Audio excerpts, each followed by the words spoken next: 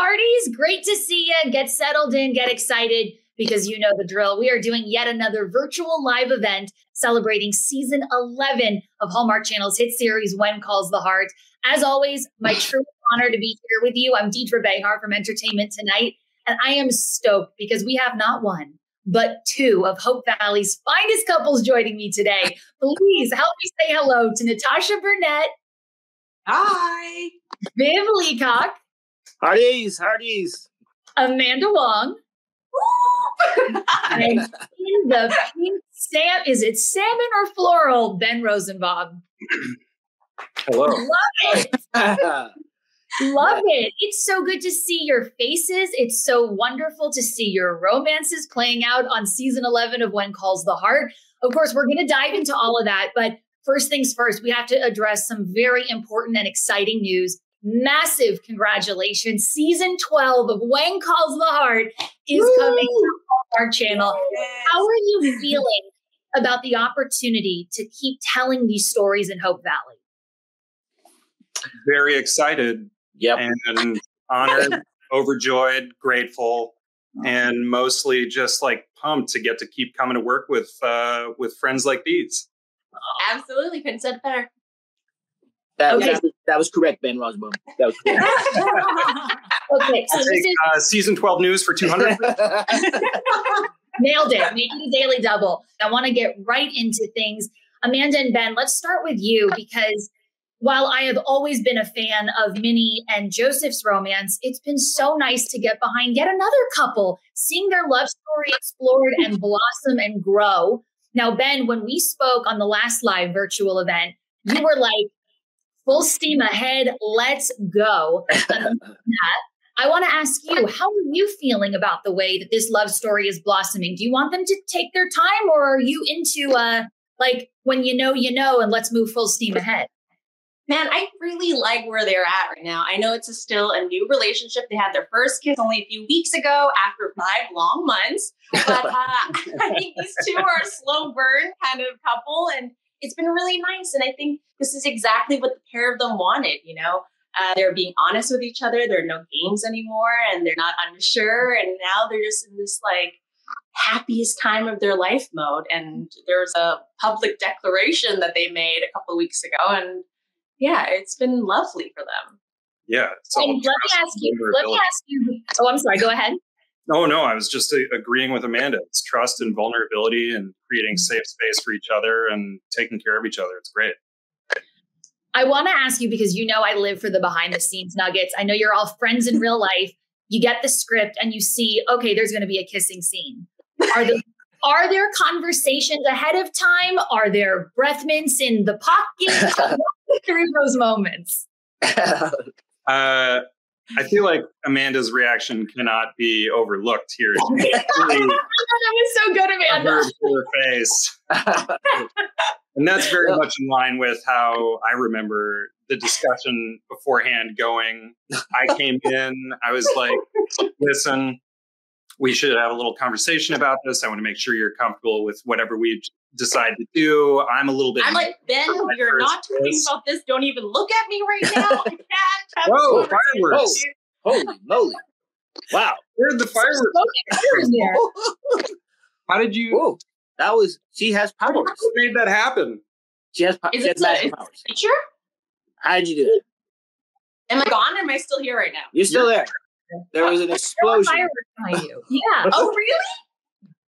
It's the whole thing, I think, that the laptops do. I learnt it randomly on FaceTime. Like there's these signals, and then balloons will show up, or fireworks. It's the whole thing. It was really appropriate, but it was. What she was saying was, and I remember it on the day, Amanda was like, I tried to start a conversation with her. We were walking a set, and she was like, I can't even look at you right now. Don't talk to me about this. I'm so embarrassed. Well, I have to tell you, you'd never know it by watching it on TV. It was so natural and felt like a natural evolution of where these characters are headed. Amanda, when you finally did get to that moment, you avoided Ben all day, and then you finally get to that moment. How did it feel? It was still as nerve-wracking as the pre-kiss. And it was really funny because the crew started clapping after because they knew it was our first kiss, which made it even more embarrassing. And right before we went in for our first kiss, they were like, do you guys want all these stinky foods to eat? Like, not as a joke. They meant it completely seriously. We looked at each other, we're like, you better not. Yeah, Why do I feel like bit of a raw onion? Yeah. I know, Ben, you're the ultimate gentleman. I know you're the ultimate gentleman, so I know you spared Amanda, but a part of me feels like you're a prankster at heart, and that absolutely would have made for an insane blooper reel moment. Yeah. If I wasn't also nervous for my first on-screen kiss, I probably could have put together a good prank. But no, we met each other in the same place, luckily. I love it. Yeah. I love it. I'll stop embarrassing you. My final question about this, I asked you this, Ben, the last time we spoke, so I'm curious to get Amanda's take. Where do you see Mei Su and Hickam by the end of season 11? What place would you like them to be? Well, I mean, they did both say that this is the happiest they've ever been. And they also both said that they want to spend the rest of their lives together. And I know it's a very fresh relationship, but I hope it moves towards that declaration in whatever capacity, some type of capacity. Well said. Viv, I want to go to you because you are your character, especially, and you in real life. You're the authority, I feel like, on all things love and romance and relationships. Yep. Your character, Joseph, has obviously been in a very loving and committed marriage to Minnie for a while. What advice do you think Minnie and Joseph would give to this new couple as they're sort of in the beginning phases of their honeymoon experience? Well, I'm not sure what Minnie might say, but Joseph would say, listen to the lady in front of you. Don't ever say anything. Just listen to her. She has all the answers. She's smarter than you. She's stronger than you. Just let it go. Just make a little room in that world of marriage advice for Gowan to jump in there and give some advice as well. Listen to you. Listen to Gowan. Exactly. That's it. Two things. That's for a happy life and happy marriage. Yeah. Listen to your wife and sometimes Gowan. Sometimes. Very sound, beautiful advice. Natasha, what do you think Minnie would say to her dear friend Mei Su? I think she would wisely tell her to enjoy the time now that she has with Hickam and just enjoy the fun that they have, learn their strengths with each other, get to know their weaknesses so they can just keep working through things and keep getting stronger. Wise Minnie. Okay. And wise Natasha, truly. Truly. Okay, so pivoting a little bit away from romance, I've loved this theme in season 11 that we've seen. Siblings. We've gotten to see Hickam's sibling on screen. We've gotten to see Joseph's sibling on screen. Ben, I'll start with you. Having this wonderful Maisie character come in and sort of ruffle some feathers. What has that experience been like for you? How do you think she's pushed Hickam in terms of like his personal growth? Well, first of all, Sam Ferris is fantastic. And with the relatively small amount of time that she has on screen, she and the writers, of course, have really created like a full, well-rounded character where she's like, you can totally see why she pushes all of Hickam's buttons, but then she's also like super sweet and charming with May, and like even in the episode, I guess it was a couple weeks ago when Lee is finally dealing with her as mayor, and she's like, call me Mayor Hickam. And then Rosemary walks in and he's like, oh no, she's like, oh no. Rosemary may address me as Maisie. How you doing, Rosemary? Like, you see how she's got like these different layers and levels to her. And I was really excited about the opportunity that they were giving me, putting me in this situation to show a different side of Hickam. And those like, you can meet somebody else's family and it's like, what are you talking about? They're great. And then, but like with your own, and I love my family dearly, but they can push your buttons in ways that are invisible to other people. And so I was so excited to have those moments where she comes in and she's like, what did I tell you about wearing blue? And I'm just like, immediate, like, Pixar's Inside anger explosion. That's what I was talked about with this, and she served up for everybody. I mean, she was like a real strength, and great, like, balancing energy to all of, like, we were in there in the negotiating room, and it's Lucas and Gowan and Bill and Hickam, and it's like heavily weighted on her side. She handles us. Yeah. So I thought it was great, and I'm really grateful for the opportunity to see, like, yeah, this is how Hickam. This is part of how he was formed. Yeah. Growing up with this sister. And Sam Ferris is perfect. Yeah. She's great. She really nails those nuances, like you were just talking about, and how she of course pushes Hickam's buttons. But Amanda, it's been cool to see Mei Su also connecting with Maisie. So I guess my question to you is, how is Mei Su, is she going to act as maybe sort of a mediator? So is she gonna, try to help Hickam and his sister, I don't know, maybe come more together, maybe see more eye to eye? What role is she playing in all of that? I think that everyone in Hope Valley is very family oriented, and May is no exception. I think that seeing that she doesn't have family around, she realizes how important family connections are. And so when Maisie comes in, and May's got a brother, and she talks about him being always away in the merchant marines. And so when Maisie comes into town, there's like that extension of family, and it's also like a reflection of the person that you're with, to see who they're surrounded by. And so I think what May does is, I think, because Hickam hasn't lived with his family for over 10 years. He's been in Hope Valley for at least since season 1. So there's a lot of growth that's happened since he's been with them. And I think that it's hard for Maisie and Mike to shape that. But then May, being this completely like outside character, looking at their dynamic, she's just kind of confused by that. And I think what she does is she helps Mike remember who he is aside from his family. And by their relationship, I think Maisie sees that Mike is no longer a little boy, but now he's a full-fledged man in a real relationship that's going quite seriously. So I think he pulls him up a little. He's all grown up now. He's all grown up.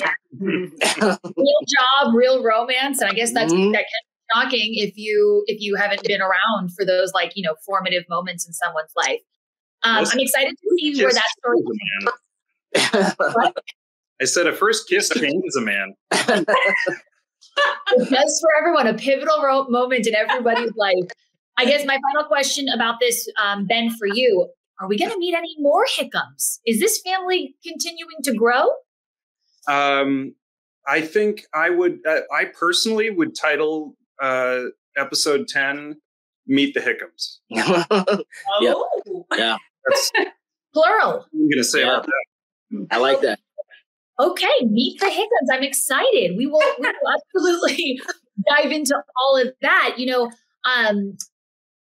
Viv, I want to transition to you because I know this storyline between Joseph and his brother has been so personal and just so beautiful to watch those scenes between you and your real life on-screen bestie as well. Besties on screen and off screen. Some tough scenes that you had to film there. What was it like being tough with your, someone who you obviously hold very near and dear to your heart?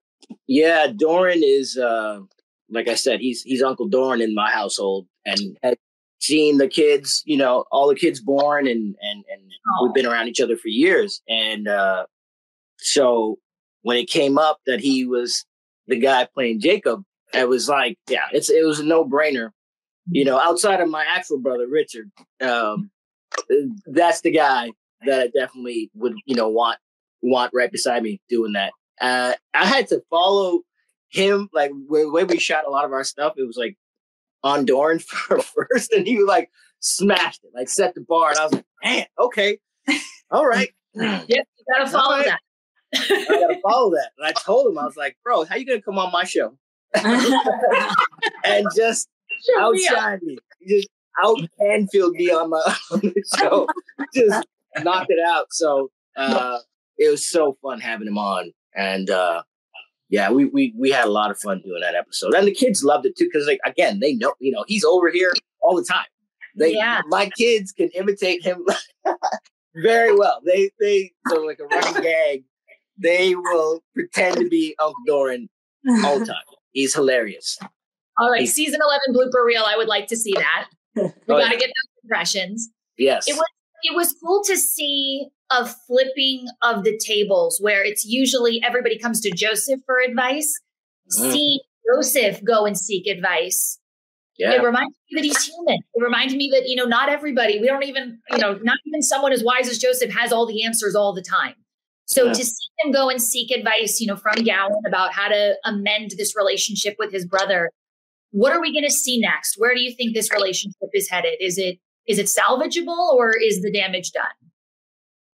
I think, there was definitely a bridge, put back together. And it was really about listening to each other. Ben said it just a little while ago where he said, your family can push buttons in you that are invisible to anybody outside of your family. And that is 100% accurate. Because you just become who you are and who you always have been with that person that's in your family. That dynamic, it just doesn't ever change. Like big brother is always big brother, no matter what's going on. And so that's the position that Joseph finds himself in, where he's talking to his younger brother, and he's got to pull back and just listen. He just has to listen to what Jacob's upset about, and finally just get out of the way. Just get out of the way. What is the problem? Let us fix this.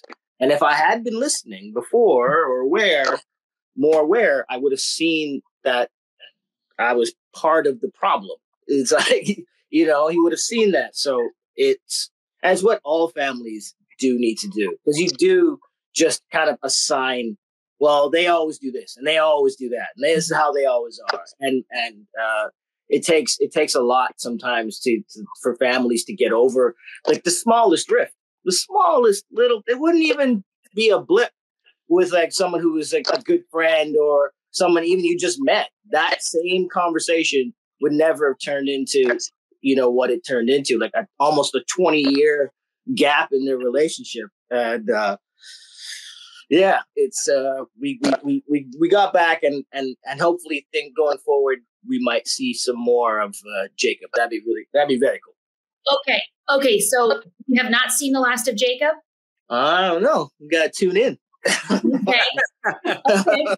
You used the phrase small rift just now. On a scale of like small rift to explosive family drama, how would you categorize the issue between Joseph and his brother? From Joseph's perspective, it was he didn't even actually know what the problem actually was. He literally didn't know what did I do, and it's something that he could have never really foreseen, given the relationship that Jacob had with Minnie and Joseph. Like it's like you wouldn't have foreseen that was going to be an issue, that he felt that I was going away from him. But again, it speaks more to probably their dynamic when they were growing up. And things that maybe Joseph said or what Joseph did. He wasn't always a preacher. Joseph wasn't always, the guy with all the answers. He was just a young guy making a bunch of mistakes. So yeah, it was from Joseph's perspective, it was like a smaller issue that blew up into something huge. Whereas from Jacob's perspective, it was always a big problem. And it was, and it was enough to have it that he wouldn't speak to Joseph for years. And he missed the birth of both kids. So, that's a big problem. And with all big problems in the Canfield family, Natasha, I feel like Minnie is the queen with the answers. She is the, I don't know, silent but strong sense of, I don't know, the moral compass of this family. While I know that Joseph wears the title of preacher, I feel like Minnie just always has the answers. It's like, sleep on it, give it time, let them breathe. Like those little small but really impactful statements. I feel like your character just nails every single time. Yeah. Can you indulge us a little about how Minnie is going to act in support of her husband and perhaps even in support of her estranged brother-in-law? How does she balance both of those? You know, I think in a lot of these situations, being an outsider looking in, it looks very, very different. And you can see where the roadblocks are that the two people in the situation can never see. Mm-hmm. And I think for her, she could see where both parties were being extremely stubborn, not even trying to talk or listen. So it just ended up being a stalemate, and she could see that, which is why she chases Jacob and is like, no, don't you want to try and figure this out? Like, someone's saying what happened. Someone needs to do something here. I love that moment when she comes to Joseph and Joseph's like, he's being so stubborn. And she's like, yeah. Not the only one. Yeah. It is exactly that, right? Just seeing it from the perspective of a third party situation. And I think I think as Minnie does, she balanced it as best she could. But I think by the time she got to chasing or when Jacob left, you know, she was quite annoyed at that point that Joseph got annoyed and that Jacob was gone, and then she doesn't shout. I mean, Minnie doesn't shout. But she was shouting off. She's calm and collected. She's powerful, but she always keeps her cool. Yeah. So until she doesn't. At that point, she's had enough. She's like, this is absolutely ridiculous. Mm-hmm. And something needs to be done about it. And I loved actually being able to play that for Minnie for a change. Just having a different zone for her. Because it's nice to see. Did you enjoy being like a spicier version of Minnie in those moments? Yes, she did. Yeah. It was so fun because, you know, right after I go back to being my usual pleasant, quietly self, you know. Yeah. So in that moment, it was just that whole beginning part of the scene of the episode where she's trying to get things sort of moving, and she really nudges things along as best she can, and it was fun. So, without any spoilers, of course, I am optimistic that we will get to see Jacob in future episodes. Will Minnie have a hand in some of these conversations with Jacob and with Joseph, and hopefully, you know, bridging that gap? I think, you know, she would, you know, because she was part of it unintentionally. Mm-hmm. I think for her, she can see how it all transpired and where things just need to be, you know, continually worked through for the two of them. So they can see that no love was really lost and that it was a miscommunication. They just need to keep working on that. Let's be honest, though, Natasha. Jacob and Joseph were the Beatles, and you Yoko Ono'd them. Exactly. You know, Minnie is the quiet, one of the greatest musical talents that had ever come together in the world of When Calls the Heart, and you ripped them asunder. Yeah, alas, we'll never see the remixes and the dance parties. Yeah, we can wait for the documentaries to start coming out. Exactly. You know, they were standing side by side until Minnie slid in between. Tore us apart. And that's Natasha's holiday gift this year. You got to get her I Yoko Ono'd Joseph and Jacob on When Calls the Heart. Brilliant. Thank you, Natasha and Viv, for sharing all of that. Amanda, I want to pivot to you because I have to tell you, the whole storyline with May cooking as a way to embrace her family, embrace her culture, share it with her love. What a phenomenal scene, moment in season 11. I really enjoyed seeing that. And I know that you yourself, as a human, Amanda, you're very proud of your heritage. So I'm curious, was the storyline your idea? I wish I could take credit for it, but it wasn't, unfortunately. It was my idea. It was my idea. Good job, Viv's idea. So how did you react when you saw that you were going to get to do something fun like this in season 11? I was really excited. I was a little nervous too, because initially the food was actually some other types of food. And we had established in the previous season that she's Mandarin speaking, but the food that they wrote into the script was actually from Canton, which is actually where my family is. The Cantonese is where we're from. So I was actually in really close communication with the writers, and we changed it to be more accurate to May, because May is from Shanghai, Amanda's from Hong Kong. Okay. Look at you providing all the hard-hitting background and research and nailing that. And those details are important. They really matter. So I'm glad that you were able to have like a really hands-on approach. I'm curious, I've seen you on Instagram. I know that you know how to throw down in the kitchen. What is like the number one meal that you love to prepare if you know like you're hosting a dinner party or having the cast of When Calls the Heart over, something like that? Ooh, if it's a cast of When Calls, I think because there are some dietary restrictions, I think the one thing that I would make is I have this glass noodle. It's made of potato, so Natasha could have it. It's also vegetarian, so Vienna can have it. Yeah. And Rothgar also is gluten-free. So we would do this cold peanut noodle with cucumbers and a little bit of chili, not super much because I know some can't take it. But there's so many of us that I think that one would be the crowd pleaser.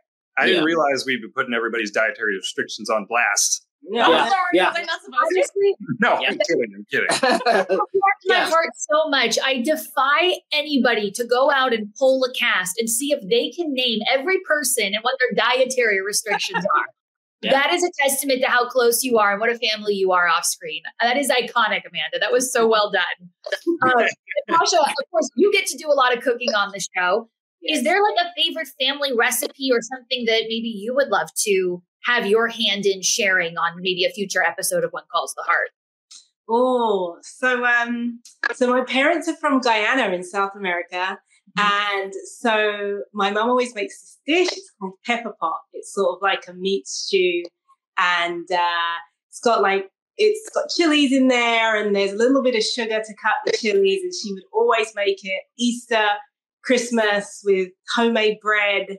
Just dip it in, lather the butter on the bread. It's all right. I hope the writers are watching. Let's put in a good word. We want to see that storyline in season 12. Please. Let's go. Let's go. I love eating on set. Yeah. Oh yeah. I mean, I guess we could see some behind the scenes of you feeding the cast.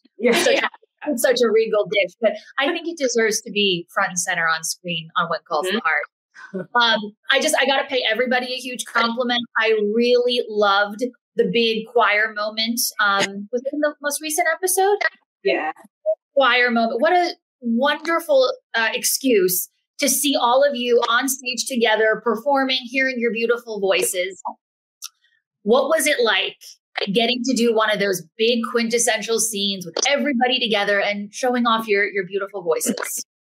Okay, well, first of all, on the day, it was neither beautiful nor we had... It was not. Showed up, and I think everybody thought we would be like good to go on this song. Like, we all know the song. We all know the song. Do this together. We were in different keys, different tempos. Yeah. Natasha had her work cut out for her to try to move along with hearing from different places at different times. It was a rough go initially, and then luckily we got to make up for it in ADR and sing it well later. The camera was on her back. You should have seen her face. For real. She's like, what is that? What are you doing? What are you doing? Now, what song are you singing? We in the choir, there's a lot of musical talent on the show, and we have had plenty of versions of songs that you could use the set version of. Yeah. No problem. But this was one in particular where, for whatever reason, the wheels fell off immediately. Yeah, fell right off. Oh, Listen, yeah. I feel like this show has a way of just delivering excellence despite the elements. Like I remember when I was speaking with Aaron and Chris shortly after their proposal scene on the bridge. I remember they told me that almost didn't happen. It was raining cats and dogs. It was like, beyond freezing outside. To me as a viewer, would have never known. Looked like it was a crisp, lovely fall day in the air. Same thing with this. I'm sorry, what are we calling it? Like a talent show? Valley of the Voices? Voices. Valley of the Voices sounds like a horror movie.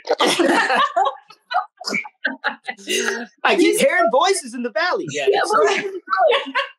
you guys pulled it off. Natasha, did you take any like professional conducting classes, or how did you learn all that? Wouldn't have mattered. He's a musician. These days, YouTube counts. So Thank you, YouTube. I taught myself how to be a conductor on YouTube. I heard Bradley Cooper did the same thing for Maestro. Yeah, I feel... Exactly. Listen, I know this is optimistic because we're in the 1920s and we don't have quite the technology that I think we would need today.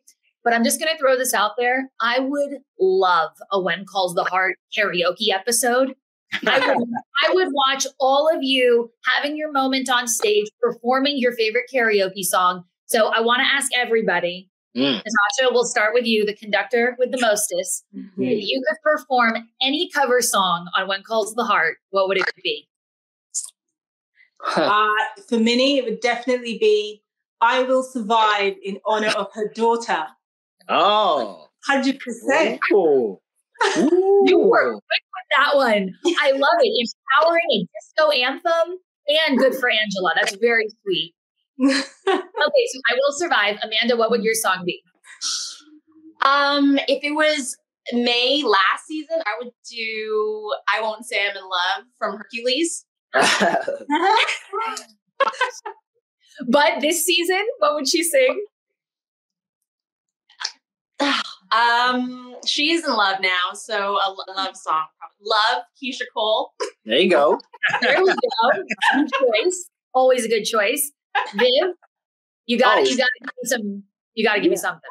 Oh yeah, Living La Vida Loca, of course. I think It's a natural Joseph selection. That's what I'm saying. That's what you see Joseph singing. 1,000%. Ben, would you loan him your shirt for that performance? Yeah, I'm done. That's as though he doesn't currently own several versions of the same thing. Don't let the black turtleneck fool you. He's wearing one underneath there. It's under. How does he know? I want to see the Canfields go to Miami. Okay, Live and La Vida Loca, because truly life is always crazy. Ben, what song would Hickam sing? All I Need by Jack Wagner. Ooh. No, I'm kidding. It would probably be working 9 to 5. Yes. Well, I love that. Maybe Hickam performs twice. Maybe Bill Avery gets up to make that a duet. They sing All I Need together. Yes. And That would then be a great come true. Yes. All right, I hope your producers are watching. I am manifesting this. I'm putting this out into the future. I would really love to see a karaoke episode of When Calls the Heart. It'll happen. I want to wrap this up the same way that we have wrapped up all of these lives this season. Because it is season 11, I'm going to put 11 seconds on my stopwatch. And I would love for you to talk to the Hardys and tell them why they should tune in to episode 10, airing this Sunday on Hallmark Channel. Okay, while I get this booted up, who wants to go first? I'm ready. Ben, you're ready. Okay, you've got 11 seconds on the clock and go. Hey, Hardys, tune in with us yet again, as you always do, this Sunday for episode 10 to see the When Calls the Heart one time only karaoke episode. Brilliant marketing. Love that. Okay, Viv, you ready? I'm ready. Let's go. 3, 2. Hey, Hardys, season 10 or episode number 10, season 11. You're going to want to tune in because love conquers all. Oh, any did it in under 11 seconds. Woo! Love that. All right, Natasha, I'm coming to you, Queen. Okay. 3, 2, 1. You are going to want to tune in this week because there's always a bit of drama, love, hope, celebration. And Hearties, things are really starting to get real. Ooh. What does that mean? Ooh, Amanda, you ready? All right, I'm ready. 3, 2.